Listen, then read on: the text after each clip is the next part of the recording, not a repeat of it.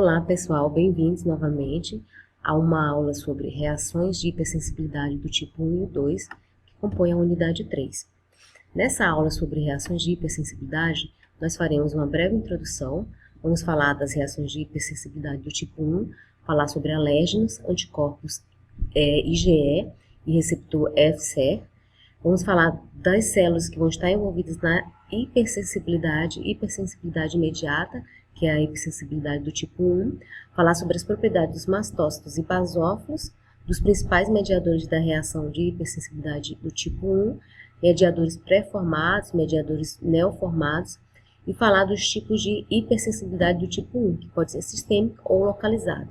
E depois nós vamos falar sobre as reações de hipersensibilidade do tipo 2 e fazer uma visão geral sobre os tipos de hipersensibilidade, né? A resposta imune, no caso, ela sempre, quando o nosso organismo vai desenvolver uma resposta imune, o que vai acontecer? Uma série de moléculas, uma série de células vão atuar para tentar combater e remover o antígeno do nosso corpo. Então, todos esses mecanismos efetores, esse recrutamento de células, liberação de moléculas, para tentar combater esses antígenos, vão induzir uma resposta inflamatória localizada, né? Então, quando induz essa resposta inflamatória localizada, o que vai acontecer? A eliminação do antígeno causar danos aos tecidos. Então, também essa resposta imune pode estar causando o quê? Uma resposta inflamatória, né? E geralmente essa resposta ela pode ser severa e causar danos teciduais consideráveis ou até mesmo a morte do tecido ou a morte do indivíduo, tá? Então, quando acontece essa resposta inflamatória, a gente chama essa resposta de hipersensibilidade ou alergia. Então, essa hipersensibilidade ou alergia, ela vai ser o quê? Uma resposta exacerbada, exagerada, mas sem uma resposta imune inadequada a um dado antígeno. Então, o Portier e o Richet, no início do século XX, eles desenvolveram uma pesquisa para ver qual seria a habilidade do sistema imune em responder de forma inadequada a um desafio antigênico, ou seja, para tentar combater o antígeno.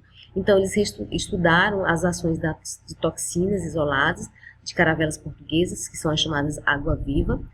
Eles fizeram o quê? Eles injetaram essa toxina da caravela portuguesa em cachorros, né? Então, eles aplicaram a primeira vez e depois aplicaram novamente uma segunda dose, né, dessa toxina, para ver se aumentava a produção. Mas, em vez de acontecer algo bom, aumentar essa produção de anticorpos, aconteceu o quê? Uma reação desastrosa. E aí, quais são os efeitos, os sintomas que foram causados nesses cachorros?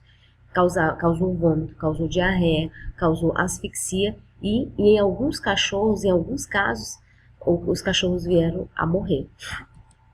Então, a anafilaxia vem do termo em latim, ana, que significa contra, e do termo filaxe, que significa proteção. Então, Richet é fisiologia de medicina, né? Por ter descoberto a anafilaxia, ter descrito como que ocorreria essa reação de hipersensibilidade. Então, a anafilaxia ou reação anafilática é um tipo de reação de hipersensibilidade imediata, que vai ser mediado por anticorpo. Ela é denominada desse jeito porque ela acontece, ou seja, é denominada de hipersensibilidade imediata, porque é um tipo de reação que vai ocorrer em alguns minutos a algumas horas, né, após o contato do paciente sensibilizado a um determinado antígeno. Então, tem várias doenças causadas por hipersensibilidade, por essas reações de hipersensibilidade, e essas reações de hipersensibilidade, elas são classificadas em reação do tipo 1, que vai ser aquela reação que vai ser mediada por imunoglobulina do tipo E, IgE, no caso. Tem a reação de hipersensibilidade do tipo 2 e 3, que esse tipo de reação vai depender das imunoglobulinas G e imunoglobulina M. E tem a reação do tipo 4, que vai ser mediada por células. As reações de hipersensibilidade do tipo 1, como eu já falei, ela também pode ser chamada de imediata, de alergia, atópica e anafilaxia. Seria aí a reação de hipersensibilidade mais comum, né? E geralmente ela vai causar o quê? Mais comum dessas, né, alergia ou atópica ou anafilaxia vai ser a alergia, né? Então, os antígenos, os antígenos é que vão induzir a alergia. E esses antígenos vão ser chamados de alérgenos. Por quê? porque eles vão induzir uma resposta imune, geralmente essa resposta que eles vão induzir seria uma resposta humoral. E o que vai diferenciar uma resposta humoral normal? Vai ser o fato dos plasmócitos, né, ao invés de estarem secretando a imunoglobulina G, eles vão estar liberando ou secretando a imunoglobulina E. Então, normalmente, numa resposta humoral normal, vai estar liberando a imunoglobulina G. E quando acontece, então, essa alergia, a imunoglobulina que vai estar sendo secretada pelos plasmócitos é a imunoglobulina E. Então, aqui a gente tem um mecanismo geral de hipersensibilidade do tipo 1, né? Então, aqui a gente tem, ó, um linfócito do tipo B, nós temos um linfócito do tipo T, CD4. E aqui na superfície desse linfócito B, a gente vai encontrar o quê? O alérgeno e vamos encontrar os anticorpos na superfície desses linfócitos, tá? Então, aqui IL4 significa interleucina e CD4 seria também uma proteína que vai estar sendo liberada. Aí vocês lembram que essa CD4 seria uma proteína lá do sistema complemento. Então, esses linfócitos, no caso, eles podem, após entrar em contato e emitir uma determinada resposta, eles podem se tornar uma célula de memória, tá? Ou pode estar se diferenciando em um determinado plasmócito, né? Então, o linfócito B pode se diferenciar em células de memória, que seriam aquelas células do linfócito B, que vai memorizar que já entrou em contato com um determinado antígeno. Aí, quando o corpo entra em contato com esse mesmo antígeno, né, aí ela já vai desenvolver uma resposta imune muito mais rápida. Então, esse linfócito B ele pode também ser diferenciado em plasmócitos, né, e na superfície dos plasmócitos, né, vão se fixar as imunoglobulina E, para um determinado alérgeno específico, se lembrando que os plasmócitos também têm os receptores de IFC da imunoglobulina E, tá? E aqui na superfície também, junto a esses anticorpos, vão estar ligados quem? Os alérgenos.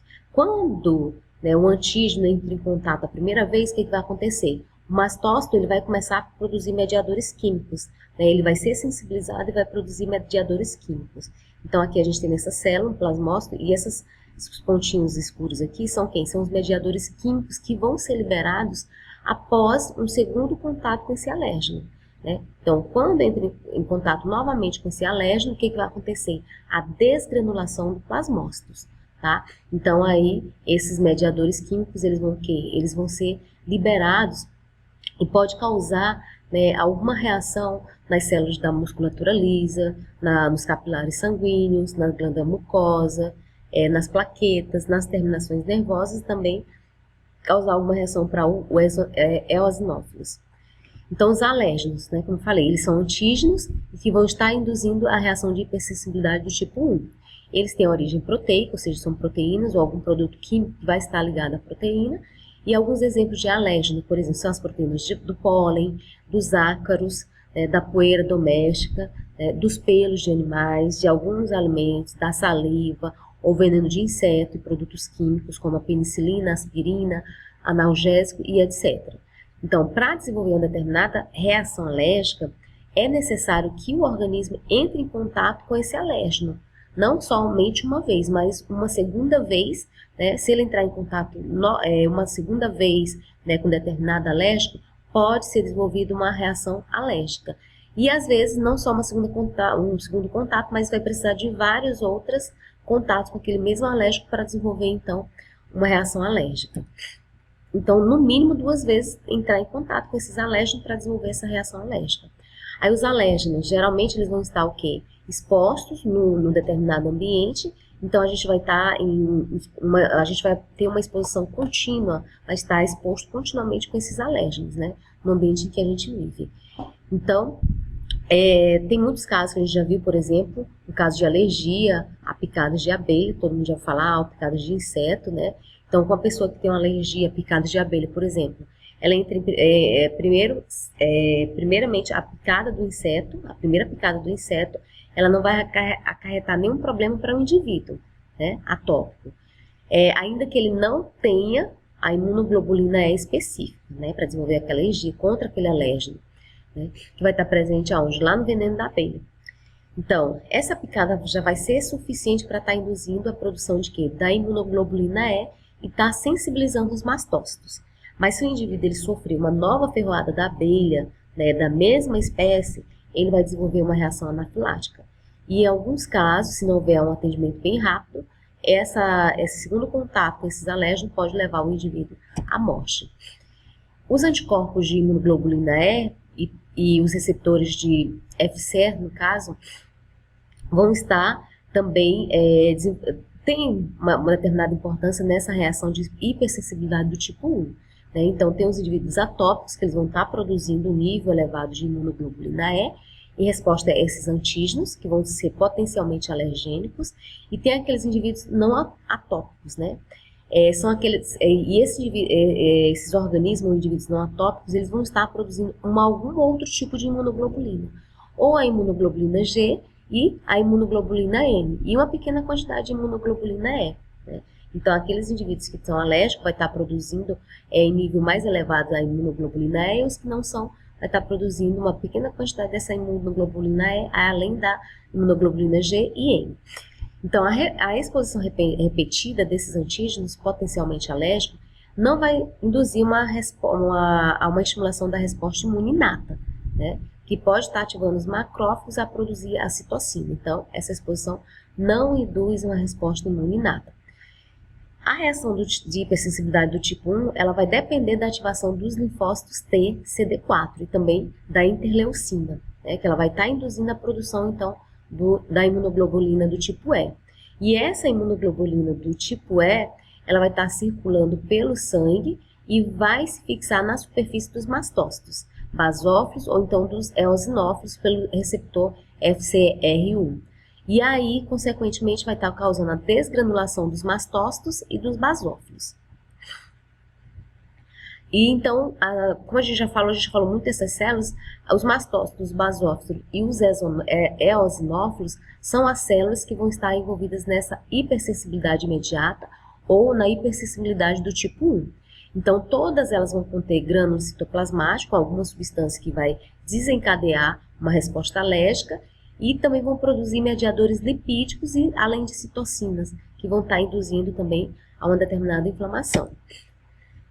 Os mastócitos e os basófilos, nós falamos deles lá, acho que nas aulas sobre o sistema imune, vocês devem ter ouvido falar deles, né? E também lá na disciplina de histologia, também nós falamos sobre os mastócitos e os basófilos, eles são originados aonde? Na medula óssea. Então, as células progenitoras na medula óssea, elas vão migrar para os tecidos na forma imatura e vão sofrer diferenciação in situ. Né? Aí, os mastócitos maduros, eles vão estar distribuídos em todo o corpo, principalmente próximo aos vasos sanguíneos e abaixo dos epitélios. Então, lá no tecido conjuntivo, tem uma subpopulação, né, dessas células. Geralmente, no tecido conjuntivo, essas células vão ser grandes, vão apresentar núcleo arredondado, com citoplasma cheio de grânulos e também de corpos lipídicos. Pode-se encontrar também essas células, podem ser encontradas lá nas mucosas do trato respiratório, gastrointestinal também, só que essas células das mucosas do sistema respiratório e gastrointestinal vão apresentar grânulos mais esparsos e o núcleo também vai ser maior, né?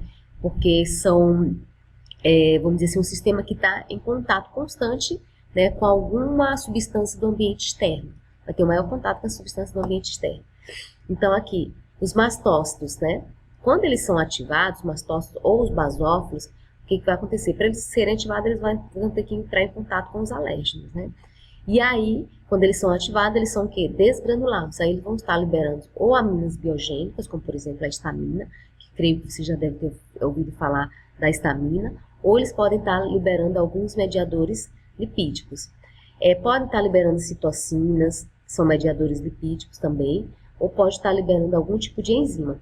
Então, as aminas, por exemplo, ela pode causar o quê? Uma permeabilidade vascular aumentada, né?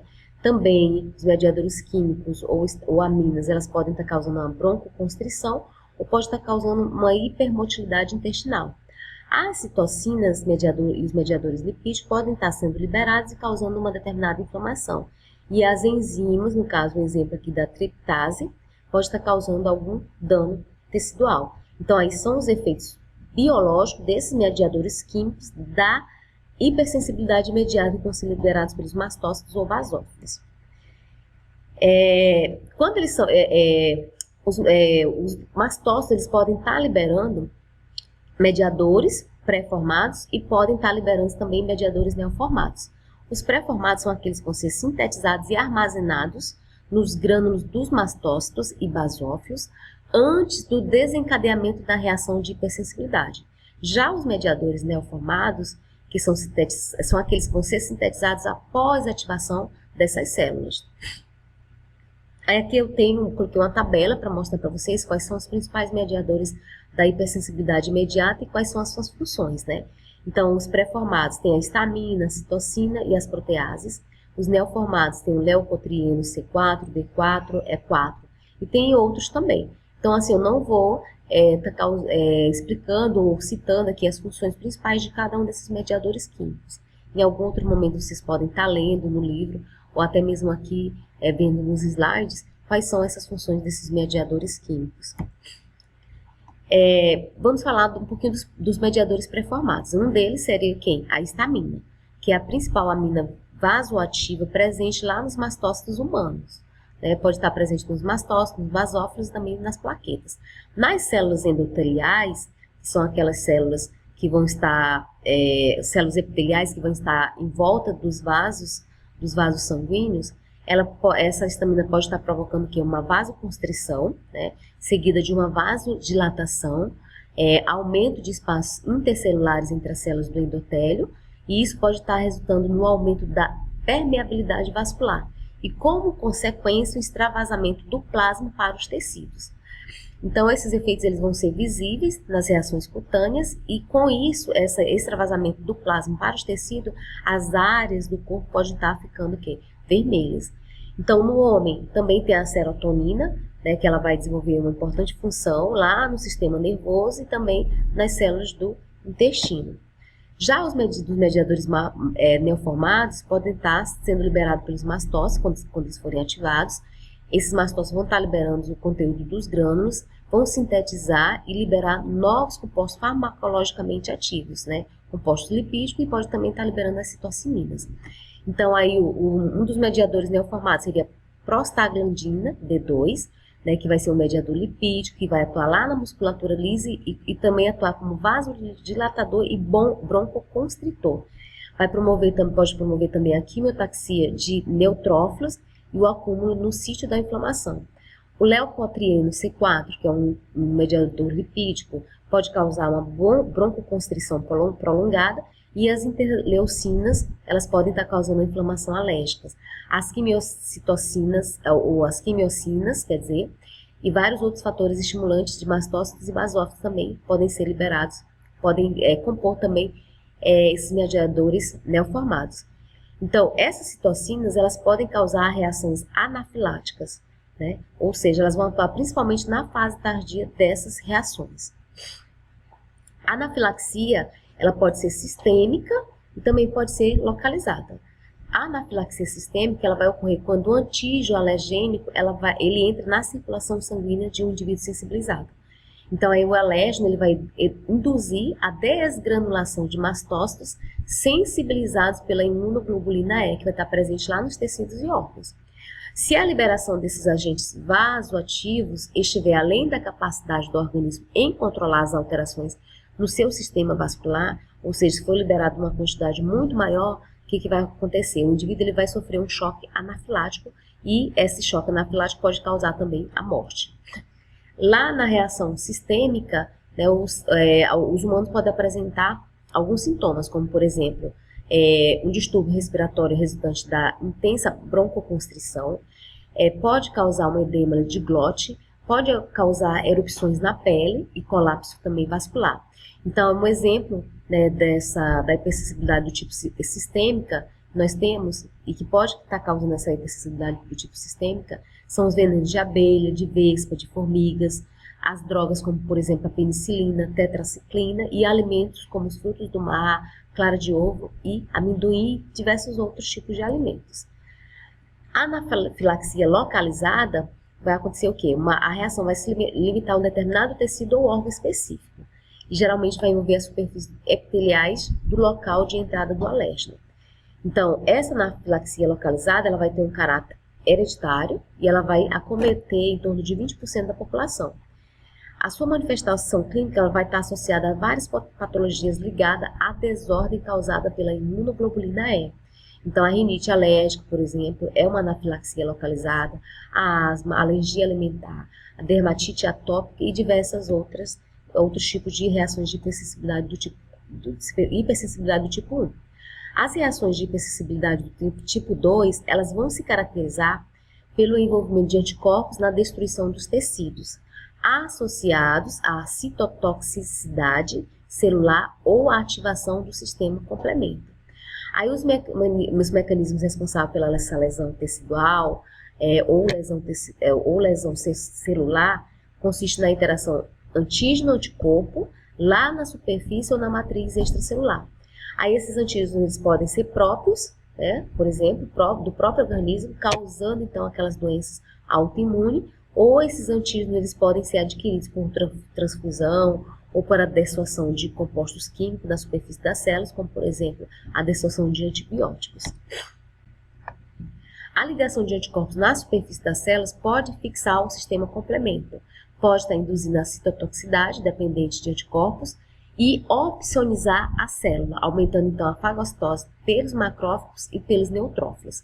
Aí um exemplo seria a reação de hipersensibilidade do tipo 2, seria a reação por incompatibilidade sanguínea, né, pelo sistema antígeno, ABO e RH na superfície das hemácias, né? E aí, essa hipersensibilidade ou incompatibilidade sanguínea pode levar à destruição das hemácias do doador pelos anticorpos naturais, que é a imunoglobulina E, que vai causar uma aglutinação nas hemácias e vai resultar também numa hemólise intravascular. Então, um exemplo de reação de hipersensibilidade tipo 2 é a doença hemolítica do recém-nascido, que vai acontecer quando o anticorpo imunoglobulina G, ou IgG, materna, específica, contra o fator RH do feto, vai atravessar a placenta e vai tentar destruir as hemácias do feto podendo levá-lo à morte. E essa destruição das hemácias, ela vai acontecer quando a mãe é portadora do sistema do tipo sanguíneo RH negativo e o feto é portador do sangue RH positivo. E isso vai acontecer a partir da segunda gestação, né? Quando o sangue do feto é também o RH positivo. Então, no primeiro contato, né, da mãe que apresenta o sangue RH negativo, quando ela entra em contato a primeira vez com o sangue RH positivo do feto, o que vai acontecer? Vai estar sensibilizando o corpo da mãe a sintetizar anticorpos para tentar, então, combater esse sangue do tipo RH positivo, né? Então, isso vai acontecer na ocasião do parto. Aí, essa quantidade do sangue fetal que vai entrar no organismo da mãe vai estar ativando os linfócitos B. Esses linfócitos B vão estar produzindo os anticorpos contra o fator RH e geralmente elas são geradas também durante essa hipersensibilidade, esse contato, né, vai gerar também as células B de memória. E aí depois, né, pode ocorrer uma incompatibilidade sanguínea do sistema ABO entre a mãe e o feto. E nesse caso, a mãe ela tem que ser portadora, se a mãe no caso é portadora do tipo sanguíneo O e o feto tem tipo sanguíneo A ou B, também pode acontecer, né? Aí essa reação de hipersensibilidade do tipo 2, ou seja, a doença hemolítica do recém-nascido, também pode ser induzida por algumas drogas, como a penicilina, a cefalosporina e a streptomicina. Esses medicamentos eles podem ser adsorvidos de forma não específica a algumas proteínas do perfil das hemácias e pode estar induzindo a formação de anticorpos. Aí os anticorpos eles produzidos, eles se ligam a drogas na superfície das células vermelhas e vão induzir a lise pela ativação do sistema complemento, causando então uma anemia progressiva. A hipersensibilidade do tipo 2, tá? Aí aqui a gente tem uma visão geral das reações de hipersensibilidade. Então, são 4 tipos de hipersensibilidade, como eu falei, tem a do tipo 1, a do tipo 2, a do tipo 3 e a do tipo 4. A do tipo 1 é chamada hipersensibilidade mediada pela imunoglobulina E. A hipersensibilidade do tipo 2 vai ser aquela induzida por ADCs, né? A do tipo 3, por hipersensibilidade mediada por imunocomplexos, e a hipersensibilidade mediada por célula vai ser a do tipo 4. Aí cada uma vai ter uma manifestação típica, né? Determinadas reações de cada uma dessas hipersensibilidades. Né? Então aqui, na do tipo 1, por exemplo, pode ocorrer manifestações típicas que podem incluir a anafilaxia sistêmica localizada, como asma, alergia alimentar, picada de inseto. A do tipo 2, né, as reações pode estar ocorrendo essa reação de hipersensibilidade do tipo 2 quando ocorrer uma transfusão com sangue incompatível. Aí um exemplo da tipo 2 seria a eritroblastose fetal, que é essa doença do recém-nascido, como eu falei. A do tipo 3, né, a reação de Arthus, tem a doença do soro, tem a vasculite necrotizante, tem a glomerulonefrite e várias outras. E a do tipo 4, como exemplo, inclui as lesões granulomatosas, a rejeição de enxertos e também alguns dermatites de contato, tá? Então, a gente falou da hipersensibilidade do tipo 1, do tipo 2, e numa próxima aula vocês vão ver falar sobre as hipersensibilidades do tipo 3 e do tipo 4. Então, a gente fica por aqui, e na próxima aula, né, será uma aula sobre, ou seja, sobre algum conteúdo da unidade 4. Então, para fazer essa aula também eu utilizei esse livro do Abas, Imunologia Celular e Molecular, que ficou disponível para vocês também, que vai ficar disponível para vocês também lá na plataforma, que está disponível, né? E até mais, até uma próxima aula, pessoal.